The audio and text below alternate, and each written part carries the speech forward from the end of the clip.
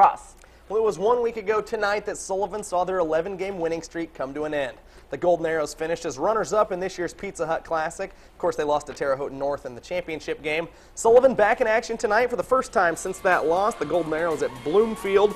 The Cardinals came out of the gates quickly in this one. Bryce McLaughlin in the corner thinks about the three, says, "Give me 1, 2, 3 of those." He's pumped, and Bloomfield's on top. On the other end, though, Sullivan answers. Caleb Turner off the skip pass, connects on a three of his own to tie it up. Then Rhett Smith doubled in the post. Doesn't matter. The big fella goes up and over. He converts the short jumper. When he's going, they're tough to stop. The Cardinals, though, wouldn't back down. McLaughlin comes up with a steal, gets it ahead to Ben Hayes. Athletic finish from the junior. That cut the lead to 3.